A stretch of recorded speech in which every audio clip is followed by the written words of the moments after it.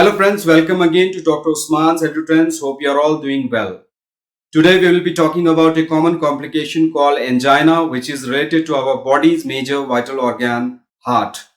Angina, which is also called as angina pectoris, describes pain resulting from insufficient blood flow to the heart, that is myocardial ischemia.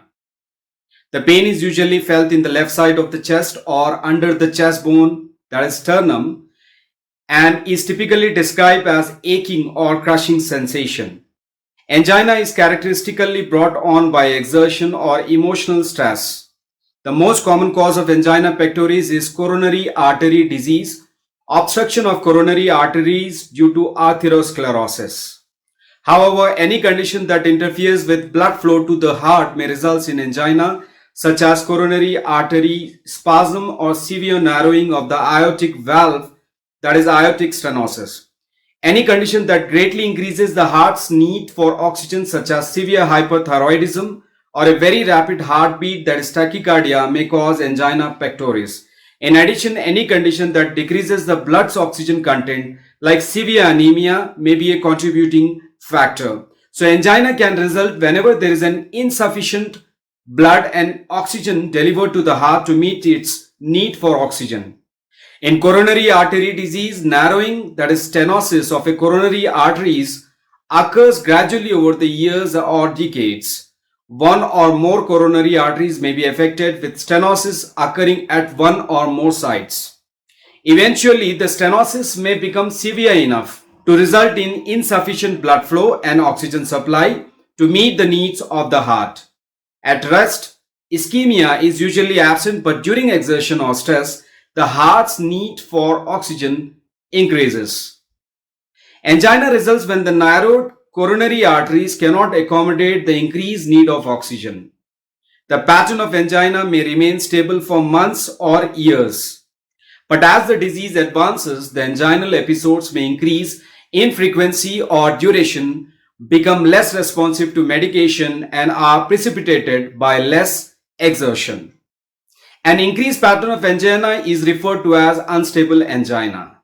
Now, if you talk about the causes, the following are the main causes in that. First is coronary artery disease with partial blockade or spasm of arteries that supply blood to heart. Then come next is anemia, overactive thyroid gland, heartbeat that is too fast, and heart valve disease. Moving on to the signs and symptoms. Symptoms are usually associated when the artery is narrowed to less than 30% of normal. Tightness, squeezing, pressure or ache in the chest. Sudden breathing difficulty sometimes. Chest pain similar to indigestion. A choking feeling in the throat. Chest pain that radiates to jaw, teeth, earlobes. Heaviness, numbness and tingling or ache in the chest, arm, shoulder, elbow, hand, usually on the left side. Pain between the shoulder blades. Now, if we talk about the treatment, at the onset of an anginal episode, the individual should stop activity immediately and a short-acting nitrate is given under the tongue, that is sublingually. This will usually relieve the pain within several minutes. Failure to obtain relief after several doses suggests either unstable angina or possible heart attack. For ongoing anti-anginal treatment, beta blockers are taken on a regular basis. Long-acting nitrates taken orally or as a skin patch or paste applied topically can be added if necessary. Calcium channel blockers may also be useful in management of angina. All of these drugs act by reducing the heart's need for oxygen. Nitrates and calcium channel blockers also dilate coronary arteries, increasing the heart's blood supply. A small daily dose of an antiplatelet drug helps prevent a future heart attack by inhibiting the blood clotting. To minimize progression of the disease, individuals with coronary artery disease will benefit by modification of their risk factors, like by avoiding smoking, getting adequate exercise, and correcting a high-fat diet are essential. Treatment may be required for high blood pressure, diabetes, and for high cholesterol levels. Some individuals may benefit from procedures to restore blood flow to the heart. This is most commonly done by coronary balloon angioplasty or coronary bypass surgery. Restoration of blood flow, that is revascularization, relieves the symptoms in most cases and may greatly improve the quality of life.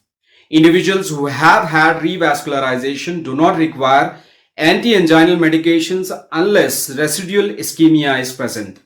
However, revascularization does not improve long-term survival since reobstruction eventually occurs in a significant percentage of cases. Angioplasty is less invasive and less risky than bypass surgery. However, it is not suitable for all individuals, particularly those with extensive disease or with stenosis that have certain characteristics. If revascularization of either type is being considered, coronary arteriography is performed to determine whether revascularization is possible, and if so, which procedure is most appropriate. So friends, I hope this video is informative to you all. We will meet again soon with another informative video. Thank you.